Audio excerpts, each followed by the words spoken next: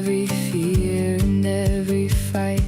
I'll hold your hand and make it right. I will be here for you forever. I will be yours forever and ever. We will take every step of the way. We will love each other every day. I will be here for you forever. And if the world should fall apart, you'll always have my heart. No matter where Umamin ka nga sa akin, te. we go, my Nagugustuhan mo na si AJ, no? Sinasabi ko na nga ba, tinamaan na nga. Anong real score nyo? Dating na kayo? Uy, di ba?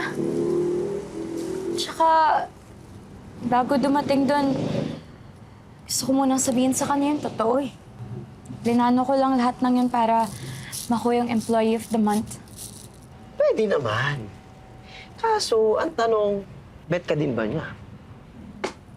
Alam mo, may naisip ako. What if subukan natin, di ba, para malaman natin?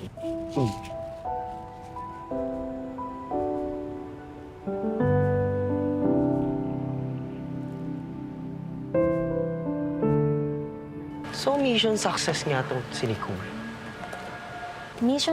Mission success? Sinasabi mo? Wala. Kalimutan mo na yung... Ano nga? Ano nga? Sabihin mo. Wala nga. Wala nga. Hindi mo sasabihin. Isusumbong kita kay Sir Jerome na umuutang ka ng dilata dito. Ito na nga. Kamaingay, ha? Kasi itong si Nicole, pinagplanuhan niyang painlabin talaga si AJ para ma-distract siya at makuha niya ang Employee of the Month. Ang sama ng ugali niyo. Kinaganon yung tropa ko. O kayo.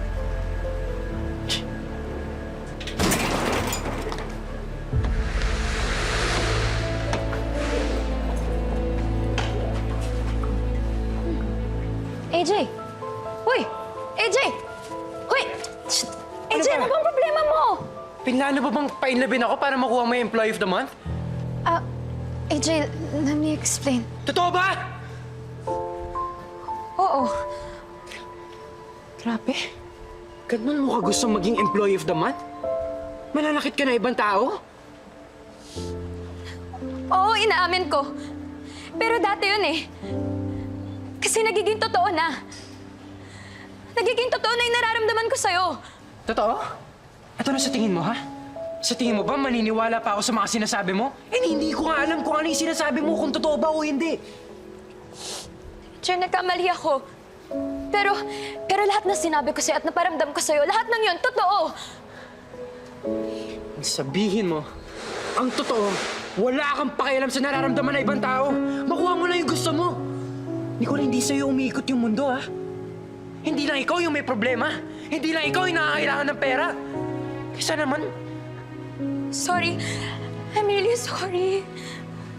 kung gusto mo talaga maging Employee of the Month, sayong-sayo na.